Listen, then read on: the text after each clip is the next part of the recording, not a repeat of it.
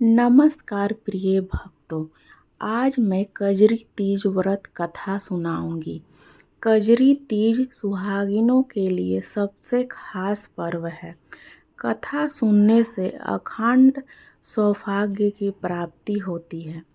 तो आइए भक्तों, कथा प्रारंभ करते हैं। प्राचीन समय की बात है।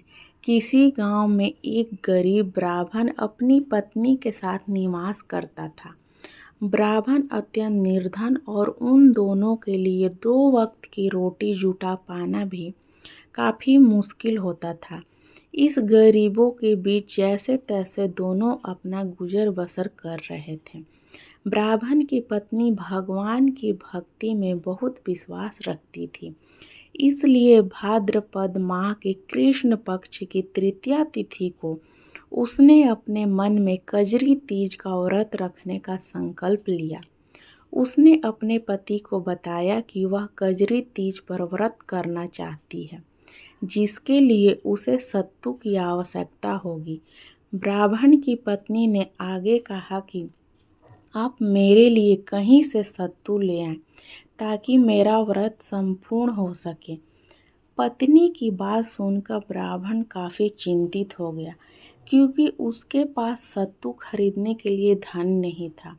लेकिन उसके बावजूद वह अपनी पत्नी की इच्छा को पूरा करना चाहता था। इसीलिए उसने किसी तरह सत्तू का प्रबंध करने का निश्चय किया। इसके बाद ब्राह्मण साहूकार की दुकान पर पहुंच गया और वहां उसने देखा कि साहूकार सो रहा है। ऐसे में ब्राह्मण दुकान में गया और वहां से उसने चने की दाल, घी और शक्कर को 1.25 किलो तौल लिया और उसे चक्की में पीसकर सत्तू बना लिया।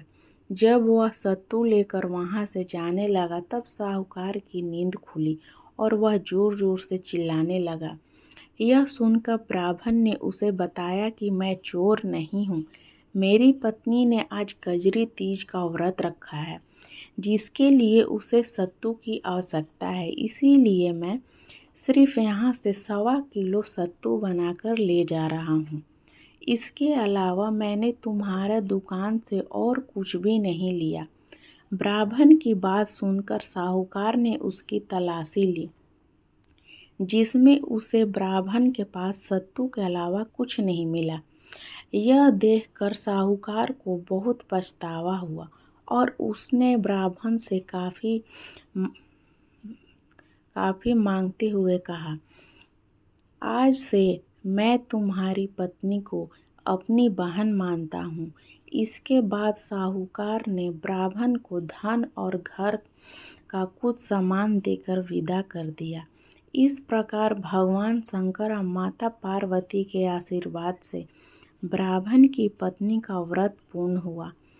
हम आशा करते हैं भगवान शंकर और माता पार्वती इसी प्रकार आप सभी की कृपा बनाए रखे। इसी के साथ यह कथा समाप्त होता है। जय माँ पार्वती शंकर भगवान की जय।